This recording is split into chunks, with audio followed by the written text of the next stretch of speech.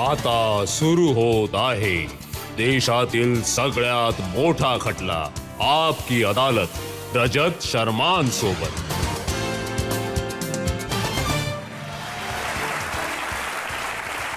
नमस्कार, आपकी अदालत मध्ये तुमचं स्वागत आहे। आपकी अदालत मध्ये आज सादर करूया क्रिकेटच्या दुनियेचे एक असे चमकते तारे, ते जेव्हा आपली बॅट घेऊन मैदानात उतरतात तेव्हा मोठमोठ्या बॉलर्सचं हृदय धडकू लागतं। असा बॅट्समन ज्यामध्ये सचिन तेंडुलकरला आपलं भविष्य दिसतंय, इंडियन टीमचा धडाकेबाज बॅट्समन विराट कोहली।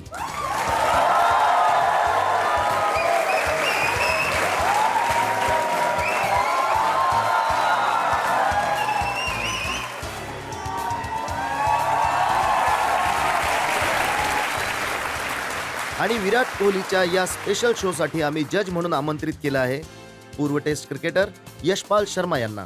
यशपाल शर्मा,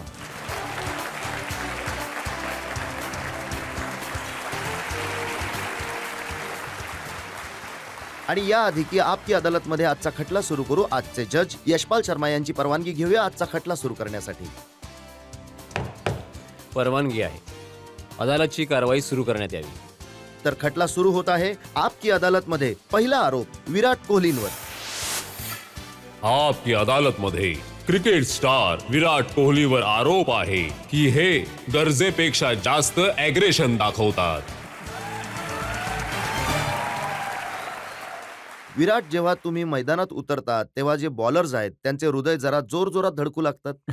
मला आठवतंय की श्रीलंकेमध्ये तुम्ही इतकं झोडलं होतं मलिंगाला की तो अजून त्या धक्क्यात आहे। नाही सर, आम्ही तर प्रयत्न करत असतो की फील्डवर जातो तर चांगल्यात चांगला परफॉर्मन्स द्यावा आणि ॲटिट्यूड चांगला असणं खूप गरजेचं आहे क्रिकेट फील्डवर, जर तुम्हाला सक्सेड करायचं तर। तर मी या गोष्टीवर विश्वास ठेवतो की जर तुमचा ॲटिट्यूड ठीक आहे तर तुम्ही कोणत्याही सिच्युएशनला टॅकल करू शकता। तर माझ्यासाठी ती एक गोष्ट खूप मॅटर करते। नाही, तुमचा ॲटिट्यूड तर अग्रेसिव्ह आहे, पण त्यामुळे दुसऱ्याचं जे नुकसान होतं, जसं सईद अजमल। आता सईद अजमलला तुम्ही इतकं धुतलं होतं एशिया कप मध्ये, मी ऐकलं की त्यांना रात्री वाईट वाईट स्वप्न येतात विराट कोहलीचे।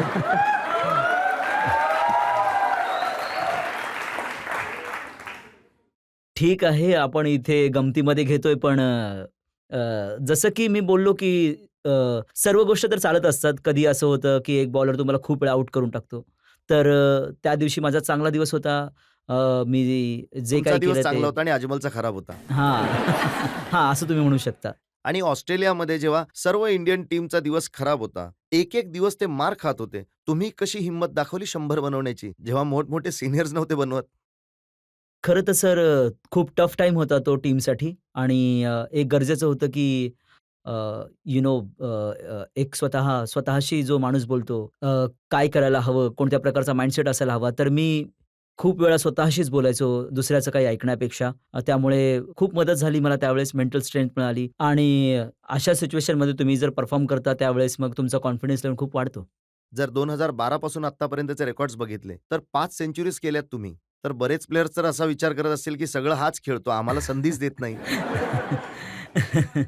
असा जर विचार करत असतील तर आणि मी असं खेळत असेल तर चांगलीच गोष्ट आहे ना, कारण की की टीमचा फायदा झालाच पाहिजे। मेन सर्वांचा एम हाच असतो आणि इतकं मला जमेल तितका मी जास्त वेळ टीमसाठी खेळण्याचा प्रयत्न करत असतो। तुम्ही जास्त खेळता, 183 बनवता, 128 बनवता, 177 बनवता, परंतु इतके रन्स बनवल्यानंतर देखील जेव्हा तुम्ही आउट होता तेव्हा बॅट आपटता। त्याचं काय आहे सर, एक लहानपणापासून सवय माझी की अ, मी खेळ खेळत असतो आणि हे माझं पॅशन आहे। मला बिलकुल आवडत नाही आउट होणं आणि परफॉर्मन्स न करणं। तर भलेही मग ते सेंचुरी नंतर असो किंवा 0वर असो, मला तितकाच राग येतो आउट झाल्यावर आणि तुमचा हाच प्रयत्न असतो की टीम पूर्णपणे जिंकावी। तर जर ते नाही होत तर थोडा राग येऊ शकतो ना। थोडा राग येतो, मी तर असं ऐकलं की इतका राग येतो की शिव्या निघायला लागतात फील्डवरती।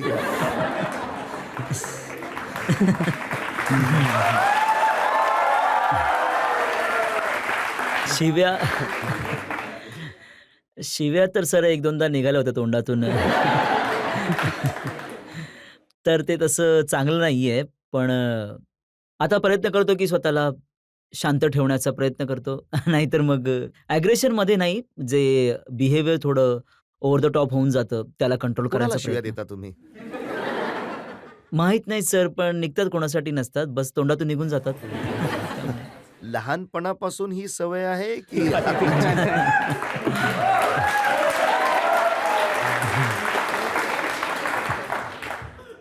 हे संगतीवर डिपेंड आहे सर.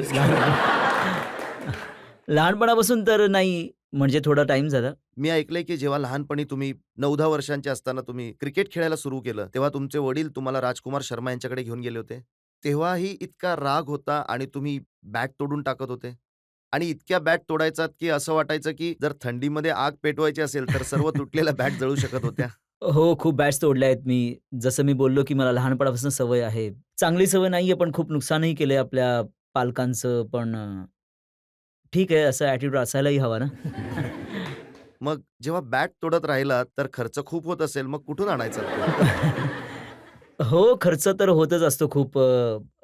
प्रॉब्लेम्स होत होते सामान घेण्यासाठी कधी-कधी. पण मग मला माझे कोच राजकुमार शर्मा यांनी कॉन्ट्रॅक्ट मिळवून दिलं. BDM जी कंपनी आहे मेरठमध्ये त्यांच्याकडून. तर त्यांनी मला सामान देणं सुरू केलं जेव्हा मी जवळपास 14 वर्षांचा होतो. तर त्यांनी माझी खूप मदत केली इनिशियली. ते तुम्हाला बॅट देत राहिले आणि तुम्ही बॅट तोडत राहिले. नाही, त्यानंतर जेव्हा त्यांनी मला सांगितलं, की वर्षातून 2च बॅट मिळणार, तर मग मी थोडंसं लक्ष देणं सुरू केलं होतं त्यानंतर. तोडणं बंद करून टाकलं होतं.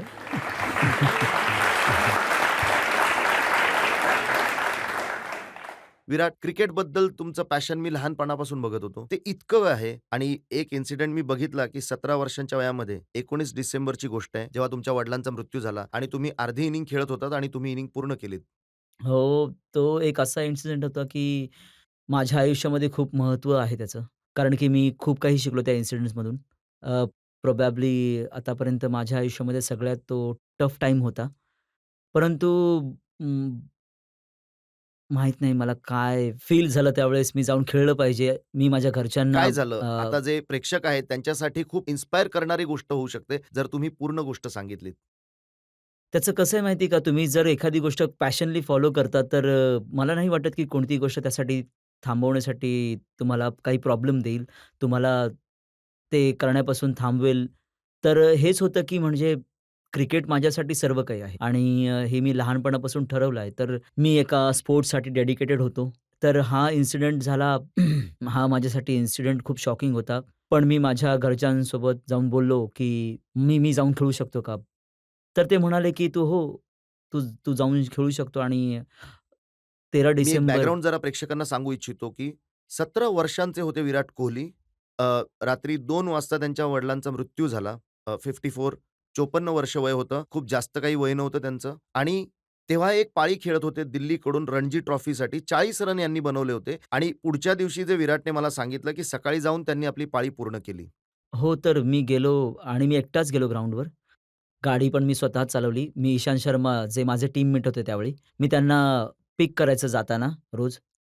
तर रोज म्हणजे माझं माझं नॉर्मल बिहेवियर खूप गंमतशीर असायचं. तर मी त्या दिवशी ऑब्व्हियसली मी शॉकमध्ये होतो. तर मी काहीच बोललो नाही. तर त्यांनी विचारलं, की "काय झालं?" मी सांगितलं, की तर खूप शॉक झाला तो आणि ही गोष्ट त्यांनी सगळं टीमला देखील सांगितली आणि त्या सर्वांनी देखील मला तेच सांगितलं, की "तुझं डिसिजन आहे. तुला खेळायचं तर ठीक आहे, नाहीतर तू घरी पण जाऊ शकतो." पण आतून मला असं वाटत होतं, की मला खेळायलाच पाहिजे. जर मी एक मॅच खेळतोय, तर मी कंटिन्यू करतोय, तर मला खेळलं पाहिजे जाऊन.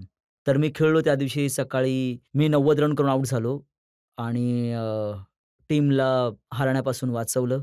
तर त्या दिवशी खूप काही शिकायला मिळालं लाईफकडनं, की जर तुम्ही कोणत्या गोष्टीकडे डेडिकेट आहात, तर त्यावर पूर्ण डेडिकेशन असायलाच पाहिजे. कोणतीही गोष्ट तुम्हाला त्यापासून डिस्ट्रॅक्ट नाही करू शकत. हे कदाचित रेअर एक्झाम्पल असेल विराट क्रिकेटच्या इतिहासामध्ये, की एक 17 वर्षांचा मुलगा ज्याच्या वडिलांचा मृत्यू झाला आणि तरी तो खेळला आणि 90 रन बनवले आणि त्यानंतर तिथून तो स्मशानभूमीमध्ये फ्युनरलसाठी गेला. हो, मॅच संपल्यानंतर मी फ्युनरलसाठी गेलो होतो आणि म्हणजे मला पूर्ण दिवस समजलं नाही की माझ्यासोबत काय झालंय. फक्त मी त्या टाईम स्पेसमध्ये होतो की जेव्हा मी क्रिकेट खेळत होतो. त्याच्याशिवाय मला कोणतीच शुद्ध नव्हती. म्हणजे माझ्या आजूबाजूला काय होतंय तर जसं मी बोललो की खूप टफ टाईम होता माझ्यासाठी आणि अ, अ, त्या गोष्टीतून खूप काही आज पण कॉन्फिडन्स मिळतो जेव्हा मी विचार करतो की जर कोणत्या सिच्युएशनमध्ये अडकलोय, तर मी त्यावेळेसची गोष्ट आठवतो आणि जी टफेस्ट सिच्युएशन होती माझ्या लाईफमध्ये, तिला कसं हँडल केलं मी. त्यातून खूप स्ट्रेंथ मिळते मला.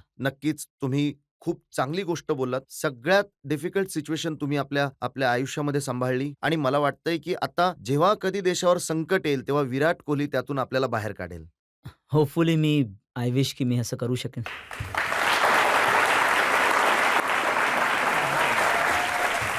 तर विराट, हे तर तुमच्या अग्रेशनचा प्रश्न होता, तुमच्या डिटर्मिनेशनचा प्रश्न होता. खूप सारे प्रश्न आहेत, खूप मोठी लिस्ट आहे माझ्याकडे. एका ब्रेकसाठी थांबूयात आणि ब्रेक नंतर आपकी अदालतमध्ये विराट कोहलींवर जनतेच्या खटल्याचा आणखीन एक भाग.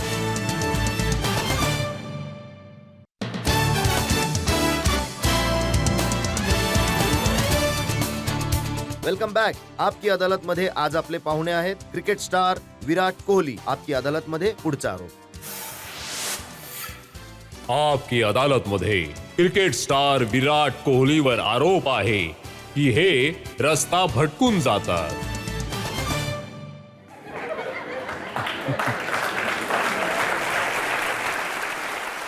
विराट, मला आता तो समारंभ आठवतोय की जो मुकेश अंबानींनी सचिन तेंडुलकरांच्या 100 सेंचुरीज होण्याच्या सन्मानार्थ केला होता आणि तिथे सचिनला विचारलं सलमान खानने की कोणता असा प्लेअर आहे जो तुमचा रेकॉर्ड तोडू शकतो. तेव्हा सचिनने सांगितलं की विराट कोहली एक असा प्लेअर आहे. तर तुम्हाला असं तर नाही वाटत ना की तुम्ही खरंच तोडाल सचिनचा रेकॉर्ड? ते एक मिशन इम्पॉसिबल म्हणतात ना, त्या प्रकारचं आहे. लाइक 100 सेंचुरी बनवणं आजपर्यंत कोणी नाही केलंय आणि ही एक खूप मोठी गोष्ट आहे. पण मी या गोष्टींबाबत विचार करत नाहीये. कारण की यामुळे प्रेशर जास्त वाढतं. प्रयत्न करतो की जितकं परफॉर्म करू शकेल तितकं करेन आणि पिरियड संपेल तर जितक्या होतील तितक्या होईल. असं तर नाही की याबद्दल विचार न केल्यामुळे तुम्ही चुकीच्या रस्त्यावर चालत जात आहात? नाही सर, बिलकुल नाही. आता मी एकदम योग्य मार्गावर चाललोय, जितकं मला माहिती आहे कारण माझ्याबद्दल. जेव्हा तुम्हाला व्हाईस कॅप्टन बनवलं होतं, तेव्हा एक फंक्शन होतं. मी त्यात असं ऐकलं की कपिल देव म्हणत होते की या सुंदर जगामध्ये तुम्हाला भटकवण्यासाठी खूप साऱ्या गोष्टी येतील. सर, हे तर प्रत्येक फेज ऑफ लाईफमध्ये होतं, की डिस्ट्रॅक्शन असतात आणि आजूबाजूला. पण आता मला माहिती आहे, की मला बिलकुल राइट ट्रॅकवर आहे आणि अशी कोणती गोष्ट नाही जी मला डिस्ट्रॅक्ट करू शकेल. जेव्हा IPL खेळत होतात, तेव्हा मी असं ऐकलं की थोड्या काळासाठी भटकला होतात.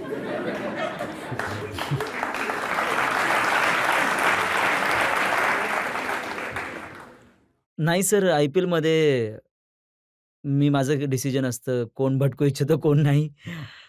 माझा फोकस सर क्रिकेटवरच राहतो. बाकी थोडं रिलॅक्स एन्व्हायर्नमेंट असतं तिथे सगळं IPLमध्ये, की सगळे प्लेयर्स इतर कंट्रीहून असतात, तर इतकं काही सीरियस एन्व्हायर्नमेंट नसतं तिथे. परंतु IPLमध्ये जे क्रिकेटर्सचं नुकसान झालं, की खूप जास्त खेळावं लागतं आणि खूप जास्त फोकस राहावं लागतं. सर, हे इंडिव्हिज्युअल डिपेंड करते, की तुम्ही क्रिकेट खेळलाय एका वर्षामध्ये आणि जर IPLमध्ये जास्त वेअर एंड टेअर होऊन गेलं तर डिपेंड करतं, की इंडिव्हिज्युअल. मी आता 23 वर्षांच्या वयामध्ये मी नाही बोलणार, की मी थकून गेलोय किंवा मला रेस्ट हवी आहे. कारण की मी जितकं खेळू शकेल तितकं कमी आहे माझ्यासाठी ह्यावेळी. ॲज अ इंडिव्हिज्युअल मी असंच सांगेन, की मला ह्या गोष्टीने काही फरक पडत नाही. तुम्हाला या गोष्टीचा फरक पडला का, की तुम्हाला व्हाईस कॅप्टन बनवलं गेलं? खूप आनंद झाला होता.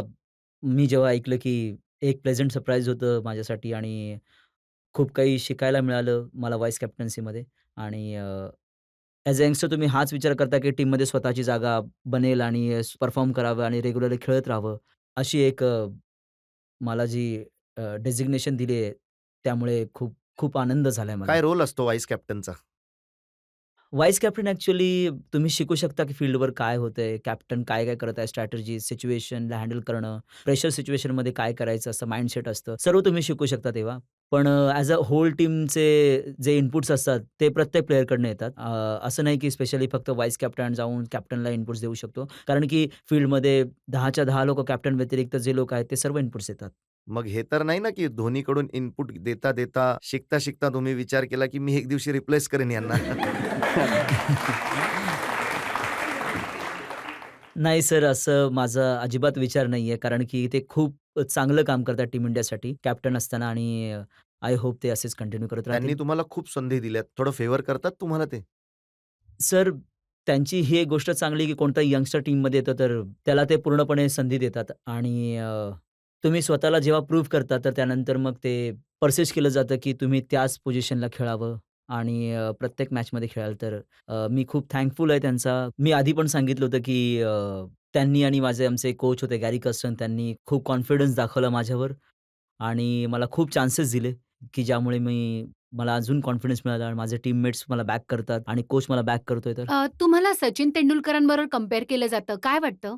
I feel really blessed that people can sort of compare me. पण मला वाटतं की जे तुमचे आयडल्स आहेत ते त्यांच्याशी कंपेअर करणं पण तुमच्यामध्ये ती गोष्ट आहे म्हणूनच कंपेअर करते. नाही, तसं नाहीये. गोष्ट तर मेन थिंग इज परफॉर्मन्स. म्हणजे जर तुम्ही परफॉर्म करत राहाल तर लोक कंपेअर करणारच. परंतु जसं मी बोललो की या गोष्टींचा विचार नाही करत जास्त, कारण की I mean I literally worship him. So I don't see too much into this comparison or I just think about performance. जेव्हा सचिन सारख्या मोठ्या प्लेअर बरोबर तुम्ही फील्डवर असता, तेव्हा कुठे या गोष्टीची भीती वाटते का, की इतक्या मोठ्या सुपरस्टार प्लेअर बरोबर मी खेळतोय? भीती सुरुवातीला खूप जास्त होत होती, कारण की 7-8 वर्षांच्या वयामध्ये मी त्यांना टीव्हीवर पाहिलं होतं खेळताना आणि ते जसे खेळत असायचे इंडियासाठी आणि मॅचेस जिंकवल्या होत्या त्यांनी. त्यामुळे खूप मोटिव्हेशन मिळायचं मला. कारण तुमचा जन्म नंतर झाला, त्यांनी क्रिकेट खेळायला आधी सुरू केलं होतं. हो, हे तुम्ही बरोबर बोलताय आणि खूप मोटिव्हेशन मिळायचं त्यांना खेळताना बघून आणि पहिल्यांदा जेव्हा भेटण्याची संधी मिळाली त्यांना आणि जेव्हा पहिली मॅच खेळलो मी त्यांच्याबरोबर, तर खूप खूप नर्व्हस होतो आणि प्रत्येक दिवशी जेव्हा त्यांना भेटतो, जेव्हा त्यांच्याबरोबर मॅचेस खेळतो, तर एक स्वप्नासारखं असतं आणि तुम्ही जेव्हा लहान असता, त्यांना खेळताना बघत असता, आज त्यांच्याबरोबर खेळण्याची संधी मिळते, तर मी स्वतःला खूप लकी समजतो. मग काही शिकवतात का? सल्ले देतात का ते? नक्कीच, तुम्ही त्यांच्याशी कधीही जाऊन कोणत्याही गोष्टीच्या बाबतीत डिस्कस करू शकता. ते कधी नकार नाही देत. ते ते खूप हंबल पर्सन आहेत आणि अ, नेहमी हेल्प करण्यासाठी तयार असतात आणि त्यांच्याकडनं जितकं शिकावं तितकं कमीच आहे आमच्यासाठी. एका इंटरव्ह्यूमध्ये मी वाचलं, की युवराज सिंग तुमच्या सगळ्यात जास्त जवळच्या मित्रांपैकी आहे. त्यांच्याकडून काही उलटं-सुलटं तर नाही ना शिकलात तुम्ही?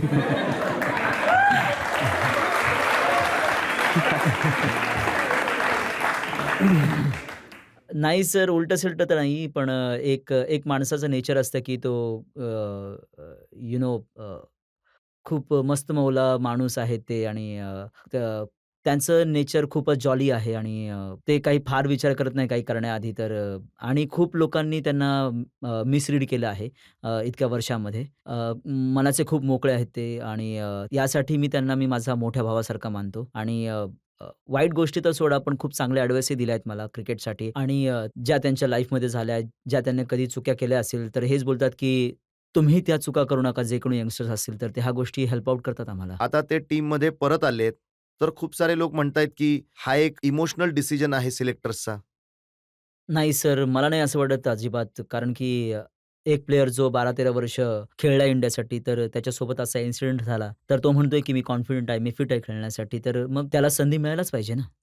आणि त्यांनी आम्हाला T20 वर्ल्ड कपमध्ये त्यांनी खूप चांगलं परफॉर्म केलं होतं. त्यामुळे वर्ल्ड कप जिंकलो आपण. 2011च्या वर्ल्ड कपमध्ये पण मॅन ऑफ द टूर्नामेंट होते. वर्ल्ड कप जिंकलो आपण पुन्हा. तर आय थिंक त्यांच्यासाठी परफेक्ट कमबॅक आहे आणि आम्ही सर्व खूप खुश आहोत या डिसिजनमुळे. सौरभ गांगुली यांचं स्टेटमेंट मी ऐकलं, की त्यांनी सांगितलं टू अर्ली. थोडं लवकर बोलवून घेतलं. अजून थोडा वेळ द्यायला हवा होता प्रिपेअर करण्यासाठी. सर बघा, जेव्हा तुम्ही कमबॅक करत असता, तेव्हा पहिली मॅच खेळता, तर तेवढी नर्व्हसनेस असतेच. भलेही मग ती आत्ता असो किंवा नंतर. तर बेटर हेच आहे, की ते वर्ल्ड कपमध्ये खेळतीलच. जर त्यांचा परफॉर्मन्स पहिल्या मॅचपासून सुरू झाला, तर टीमला खूप जास्त फायदा होईल. कारण की आमच्यासाठी खूप इम्पोर्टंट टुर्नामेंट आहे. सर मी तुम्हाला काय प्रश्न विचारू? You basically answers all the questions with your विलो.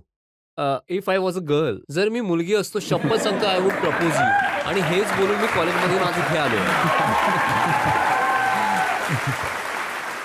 Hello sir.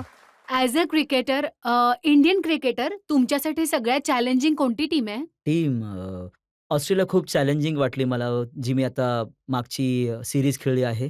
खूपच चॅलेंजिंग टीम होती. खूपच अग्रेसिव्ह आहेत ते लोकं आणि अशा टीमच्या अगेन्स्ट जर तुम्ही चांगलं परफॉर्म करता, तर त्याने तुम्हाला खूपच कॉन्फिडन्स मिळतो. वेस्ट इंडिजला जेव्हा तुम्ही गेला होता, तेव्हा काय झालं होतं? तिथे तुमचा परफॉर्मन्स जितका एक्स्पेक्टेड होता त्यापेक्षा खूप कमी होता. हो, टेस्ट मॅचमध्ये माझी चांगली सुरुवात नाही झाली आहे. खूप आनंदी होतो मी त्या अपॉर्च्युनिटीमुळे, कारण की जेव्हा तुम्ही क्रिकेट खेळायला सुरुवात करता, माझ्यासाठी हे स्वप्न होतं, की टेस्ट मॅच खेळावी इंडियासाठी, टेस्ट क्रिकेटर बनावं. तर स्टार्ट माझा चांगला नाही झाला. मी खूप नर्व्हस होऊन गेलो त्यावेळी. हे विचार करायला लागलो, की टेस्ट क्रिकेट खूप डिफरंट फॉर्मॅट आहे आणि खूप जास्त कन्फ्यूज करून घेतलं स्वतःला आणि माझा अजिबात माइंडसेट चांगला नव्हता तिथे खेळताना. त्यानंतर मी बोललो सीनियर प्लेयरसोबत, तर त्यांनी मला सांगितलं, की तुम्ही जसं नॅचरली खेळता, तोच अप्रोच ठेवा बस. थोडेफार मायनर चेंजेस करावे लागेल. नंतर मी खूप शिकलो. ज्या चुका मी केल्या त्याच्यातून आणि चांगला परफॉर्म करत गेलो. आता जे वर्ल्ड कपमध्ये खेळायला जातील, मी असं ऐकलं की बाकीच्या देशांचे खेळाडू ते तुमचे व्हिडिओ बघतायत आणि तयारी करतायत की विराट कोहलीला कसं आउट करायचं. सर हे तर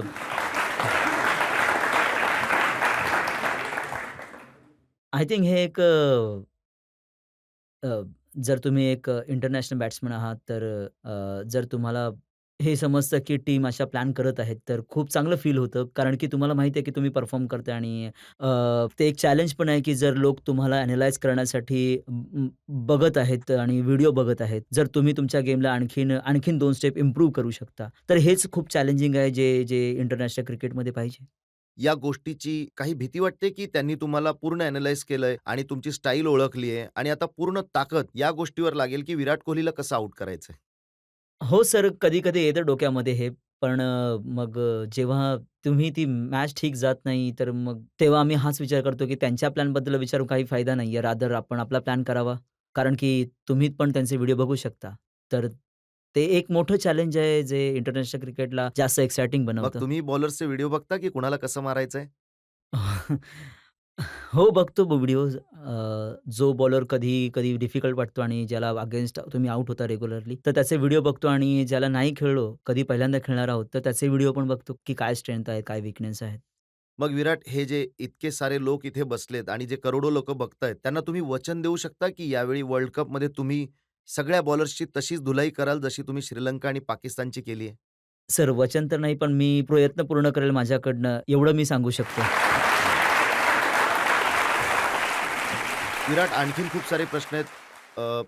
तुमच्या इमेजला घेऊन ज्या प्रकारचे प्रश्न उठतात पब्लिकमध्ये त्याला घेऊन आपण एका ब्रेकसाठी थांबूयात आणि ब्रेक नंतर आपकी अदालतमध्ये विराट कोहलींवर जनतेच्या खटल्याचा आणखीन एक भाग.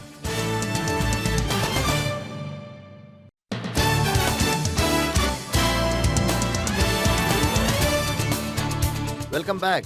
आपकी अदालतमध्ये आज आपण जो खटला चालवत आहोत, प्रश्न विचारतोय, स्पष्टीकरण मागतोय विराट कोहली यांना. आपकी अदालतमध्ये पुढचा आरोप. आपकी अदालतमध्ये क्रिकेट स्टार विराट कोहलीवर आरोप आहे की हे आपल्या स्टाईलवर खूप जास्त लक्ष देतात.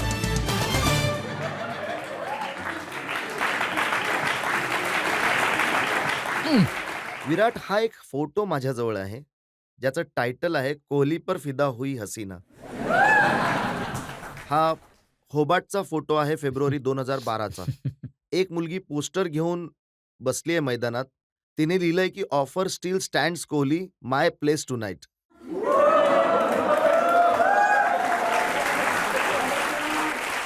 तर रात्री घरी यायचं आमंत्रण दिलं होतं तिने. सर ते इन्व्हिटेशन पाहिलं होतं, पण मी त्यावर लक्ष नाही दिलं. काही लोक म्हणतात की ही स्टाईल यासाठी ठेवतात की असे आमंत्रण येत राहावेत. नाही सर, असं कोणतंच इंटेन्शन नसतं माझं. प्रयत्न स्टाईल तर अ, तेव्हा तुम्ही काही चांगलं करता, तर तुम्हाला चांगला सेन्स असेल स्टाईलचा, तर मग ते स्टाईल मानलं जातं. असं काही माझं एफर्ट नसतात, काही स्टायलिश राहायचं वगैरे. तुम्हाला किताब देतात की मोस्ट सेक्सी बॅचलर. किताब तर जनताच देत असते तसं. त्यांनाच विचारा का देतात ते? कदाचित जनता यासाठी सुद्धा देत असेल की तुमची जी स्टाईल आहे, हे जे टॅटू तुम्ही बनवले आहेत, सर, हे माझं आवड आहे. मला टॅटू बनवायचं आणि आता बनवून घेतलंय, तर अशा गोष्टी निघू शकत नाहीत. तर मी हेच म्हणेल, की ही स्टाईल आहे माझी. मी ऐकलंय की जेव्हा 16 वर्षांचे तुम्ही होतात, जेव्हा पहिल्यांदा तुम्ही टॅटू बनवला होता, तेव्हा कोच खूप रागवले होते तुमच्यावर. हो, खूप ओरडले होते मला ते आणि म्हणजे उन्हाळ्यामध्ये मी फुल स्लीव्हचे टी-शर्ट्स घालायचो कारण की ते टॅटू दिसू नयेत म्हणून. तर मग नंतर जेव्हा त्यांना माहीत पडलं, तर ते खूप रागावले माझ्यावर. तर त्यांना मी म्हटलं, की "अजून एक बनवायचा आहे." त्यांना मी पहिलं विचारलं. त्यानंतर मी विचारलं परत त्यांना. तर मग ते म्हणाले, की "मग आपण ज्या टूरला जात आहोत, तिथे तू परफॉर्म केलंस, तर मी तुला अलाउड करेन." तर मग मी तिथे परफॉर्म केलं आणि तिथूनच काढून आलो टॅटू. तेव्हा त्यांनी अट ठेवली होती की जर तुम्ही चांगलं परफॉर्म कराल तर टॅटू बनवू शकता. नाही, अट तर नाही. त्यानंतर ते मला इतकं काही बोलले नाही. त्यानंतर मी आणखीन एक टॅटू काढला होता, जो खूप मोठा आहे, माझ्या हातावर आहे. तर त्याच्या नंतर माझा परफॉर्मन्स खूप चांगला व्हायला लागला. तर तर मग त्यांना बोललो, की "सर मला खूप मोठा वाटत आहे. मी विचार करतो की मिटवून टाकावं याला लेझर करून." तर त्यांनी म्हटलं, की "नाही आता हटवू नकोस. आता परफॉर्मन्स चांगला होत आहे तुझा. हा टॅटू राहू दे तुझा." तर मग तेव्हापासून मी हे टॅटू असेच ठेवलेत. मग जर परफॉर्मन्सच्या उद्देशाने विराट तुम्ही बनवलात, तर पूर्ण बॉडीवर तुम्हाला टॅटू बनवावे लागतील. थोडी गजनीसारखी अवस्था होईल माझी. कोचने सांगितलं, की स्टाईल वगैरे सोडा आणि खेळावर लक्ष ठेवा. हो, सुरुवातीला सर म्हणायचे अगदी सुरुवातीला अगदी खूप डिस्ट्रॅक्ट होऊन गेलो होतो मी. पहिली जी एडिशन होती IPLची त्यानंतर आम्ही अंडर-19 वर्ल्ड कपमधून आलो होतो. तर त्याच्यानंतर एकदम सगळ्या इंटरनॅशनल प्लेयरबरोबर खेळायला मिळत होतं आणि इतका टेन्शन प्रत्येक टीमवर. तर मग खूप चांगल्याने हँडल नाही करू शकलो ते मी. जो फेज होता इनिशियली आणि त्या कारणामुळे मी टीमच्या बाहेर पण होतो थोडा वेळ. तर तेव्हा त्यांनी मला म्हटलं, की "या सगळ्या गोष्टी सोडून फील्डवर जास्त टाईम स्पेंड कर आणि गेमवर जास्त लक्ष दे." ही जी स्पाइक हेअरस्टाईल आहे, ही सुद्धा तेव्हाच आली होती. ही आधीपासूनच आहे सर. थोडं इकडे-तिकडे चेंजेस करत राहतो मी. कारण की खूप प्लेयर्सना मी बघितलं, की ते आपली हेअरस्टाईल चेंज करतायत. सचिन तेंडुलकरने सुद्धा स्टाईल चेंज केली आहे. हो, परत त्यांनी केस लांब केले होते. चेंज करत राहतात सर. चांगलं वाटतं कधी-कधी चेंज करणं. आणि सौरभ गांगुलीनी जेव्हा चेंज केलं, तेव्हा ते लोकांना आवडलं नाही फील्डवर केस उडताना. मी यावर काही बोलू इच्छित नाही सर. आणि जे धोनीने आपले लांब केस कापून छोटे केले, त्यावर कमेंट कराल? त्यावर त्यांनी मला स्वतः सांगितलं होतं ॲक्चुअली, की खूप इरिटेट होऊन गेले होते ते. सांभाळणं खूप कठीण होतं इतके लांब केस खेळताना. तर जेव्हा त्याने केस कापले मुंबईमध्ये ते लोकल रोडवर चहा प्यायला निघून गेले आणि लोकांनी ओळखलं पण नाही त्यांना.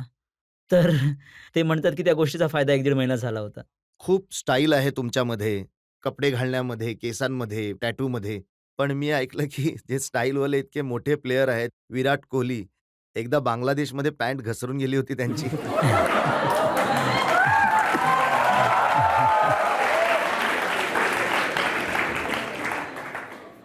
ही चांगली गोष्ट की तुम्ही फक्त ऐकलंय, बघितलं नाही. खूप एम्बॅरेसिंग इन्सिडेंट होता तो. जे जे माझे मोठ्या भावासारखे आहेत मिस्टर युवराज सिंग. खूप खळखळून हसले होते तेव्हा. तुम्ही बघू शकता. तुम्हाला बघायचं असेल तर बघून घ्या. YouTubeवर आहे तो व्हिडिओ. खूप क्रिकेट खेळलाय, इंटरनॅशनल क्रिकेट खेळलाय, जवळपास प्रत्येक देशात तुम्ही खेळलाय. तर कोणता असा बॉलर आहे, ज्याला मारून तुम्हाला सगळ्यात जास्त मजा आली? सर मलिंगा सर्वात जास्त कठीण आहे खेळायला.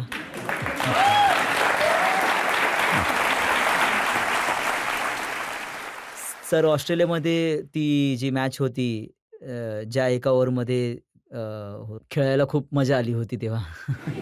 हो. आणखी कोणती इच्छा राहून गेली, की असा कुठला बॉलर आहे, जो माझ्या हातून वाचला गेला, ज्याला मी मारलं नाही अजून? नाही सर असं तर अजिबात इंटेन्शन नसतं, की आज खिमा बनवायचा आहे. पण नाही असं असं कोणतंही इंटेन्शन नाही राहत जेव्हा तुम्ही मॅच खेळायला जाता. जर असं होऊन जातं तर तुम्ही एखाद्या बॉलरच्या अगेन्स्ट जास्त रन बनवता. तर ते तेव्हा होऊन जातात. हो भाई, की हा एक कॉन्टेस्ट होऊन गेला. पण असा माइंडसेट नाही राहत, की आज मला ह्या बॉलरला टार्गेट करायचं आहे. टार्गेट तर नेहमी आपापल्या प्रोसेसमध्ये आपले जे गोल आहेत त्यावर राहतं. खूप सारे प्रश्न बाकी आहेत. एका ब्रेकसाठी थांबूयात आणि ब्रेक नंतर आपकी अदालतमध्ये विराट कोहलींवर खटल्याचा आणखी एक भाग.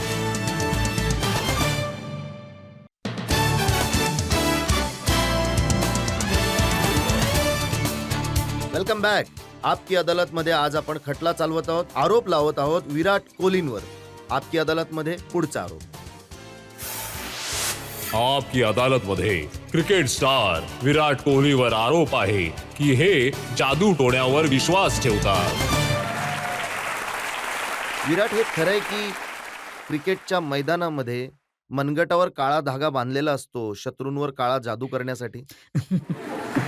नाही सर, मी बिलीव्ह नाही करत सुपरस्टिशियसमध्ये. काळा रिस्टबँड यासाठी घालतो, की सुरुवातीपासूनच घालत आलोय.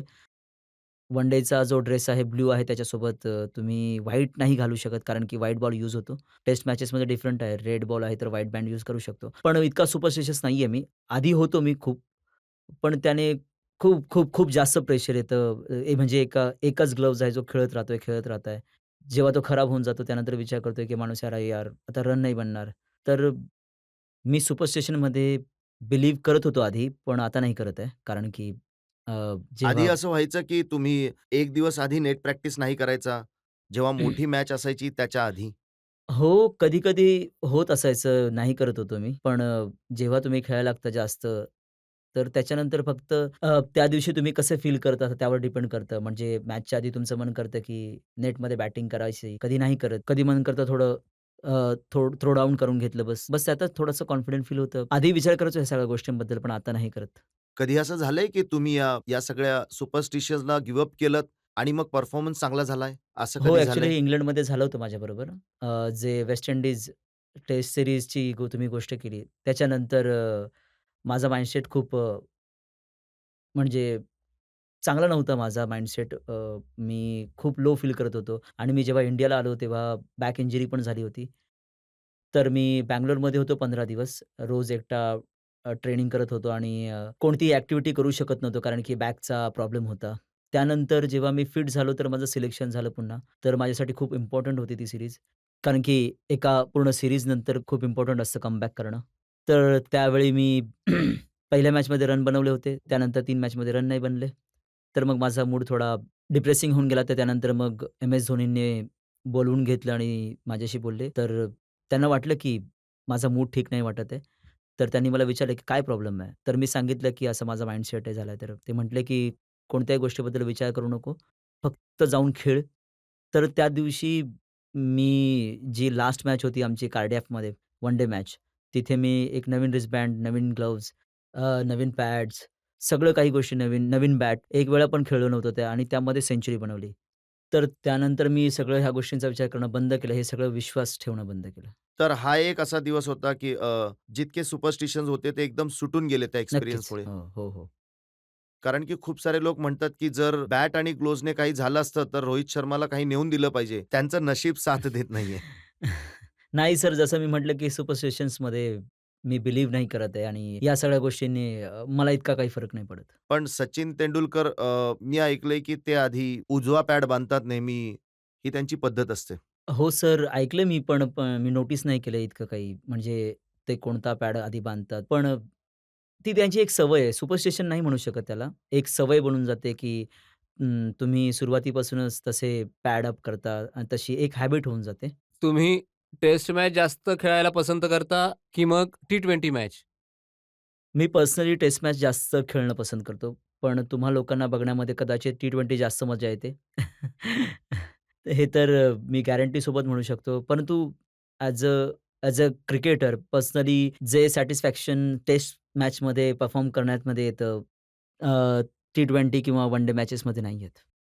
त्यांनी हा पूर्ण प्रश्न नाही विचारला. त्यांनी विचारलं की T20 खेळण्यामध्ये मजा येते, टेस्ट मॅच खेळण्यामध्ये मजा येते, की ॲड शूटमध्ये जास्त मजा येते?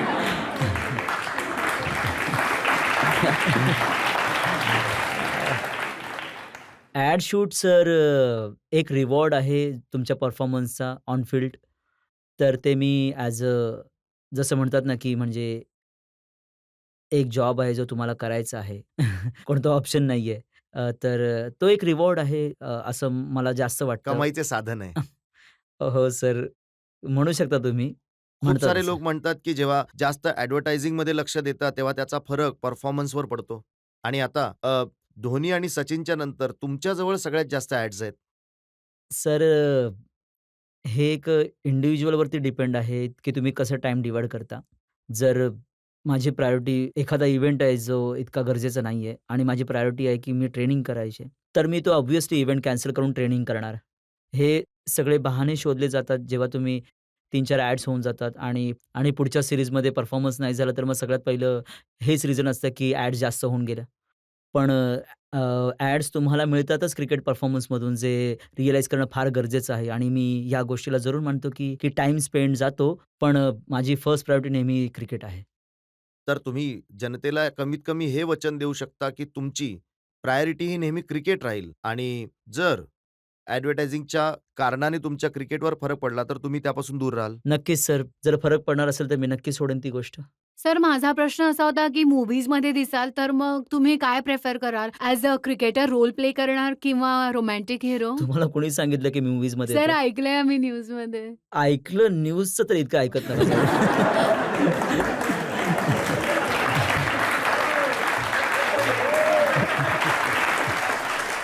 विराट, आम्ही तुम्हाला प्रत्येक प्रकारचे प्रश्न विचारले. काही कठीण प्रश्न होते, काही सोपे प्रश्न होते, परंतु तुम्ही मोठ्या प्रामाणिकपणे प्रत्येक प्रश्नाचं उत्तर दिलं. आता एका ब्रेकसाठी थांबूया आणि ब्रेक नंतर ऐकूया आपकी अदालत मध्ये आजचे जज यशपाल शर्मा यांचा निकाल आजच्या खटल्यावर.